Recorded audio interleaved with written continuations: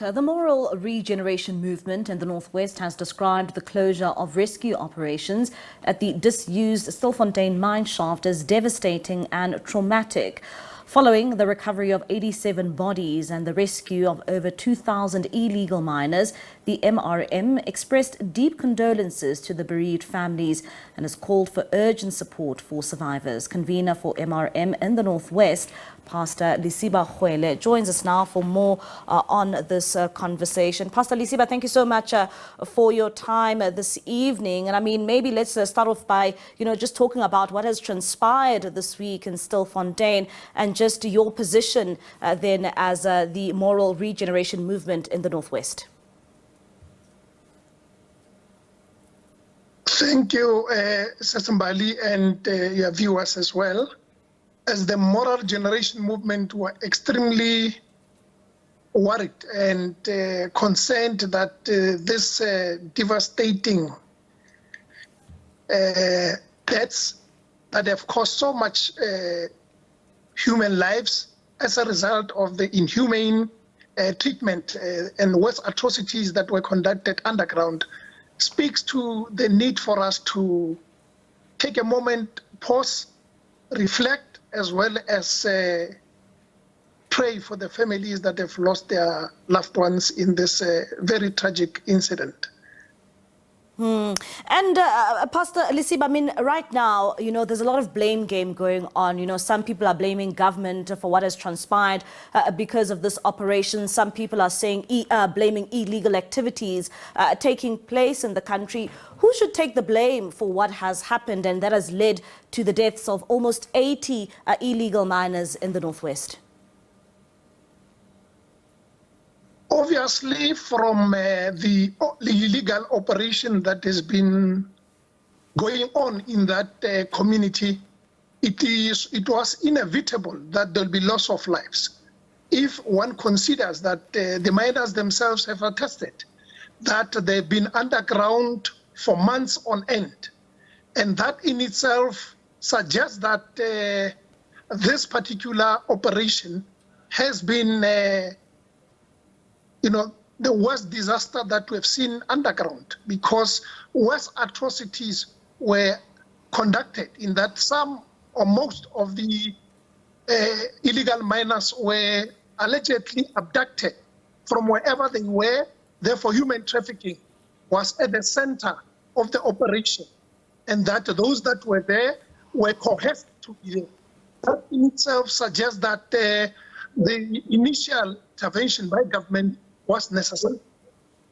And, Pastor Lesiba, one would also then ask, how does then the country deal with such an issue and deal with such a problem? Also considering the fact that it's not only just South Africans, who were found underground in this particular mine shaft, but also some of, illegal miners from our neighboring countries. What does it say about illegal mining in the country and also involving some of the neighboring countries?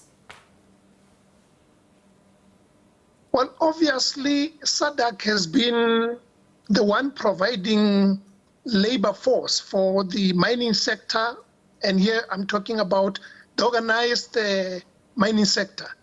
In this case, obviously, we have had testimonies of illegal miners suggesting that they were illegally abducted from their countries. Some of them misled into believing that the operation will yield, fortune for them, and that the issue of poverty and unemployment has affected the majority of them.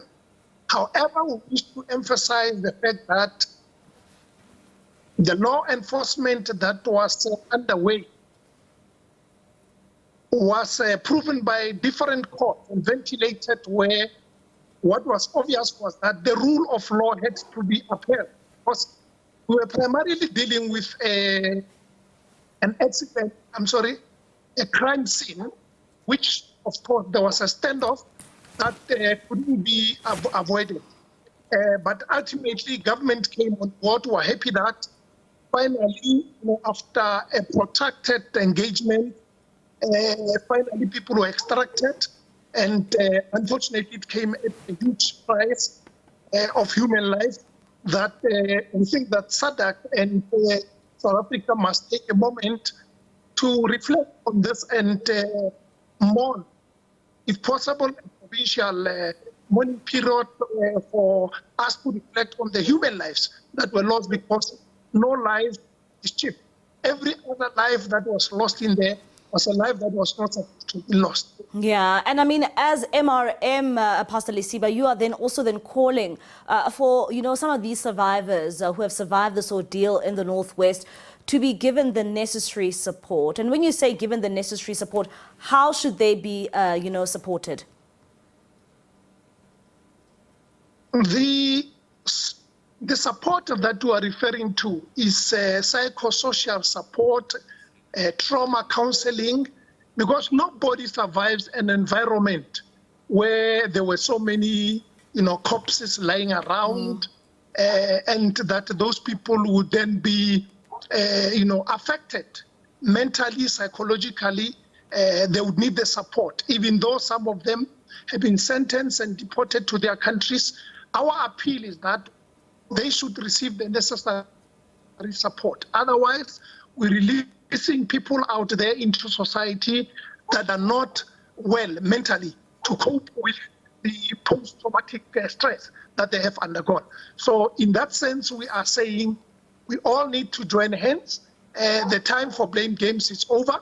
What remains is that law enforcement must still get to the bottom of this issue to ensure that those who committed these worst atrocities are held accountable. But the communities of Stilfontein and neighboring communities here would require an intervention plan that's looking at the recovery of the economy post the closure of mining operations in their communities. So in that respect, we expect that a comprehensive intervention plan should be rolled out to ensure that those that are unemployed receive opportunities, so that we minimize the opportunities for criminal elements to recruit as well as continue with such illegal operations. We are confident that if artisanal and small-scale mining are pursued, that will be able to offer South Africans an opportunity for them to venture into mining, particularly in those areas that are depressed as a result of the withdrawal of mining houses from our communities. All right, Pastor Lesiba, thank you so much for your time and for your contribution.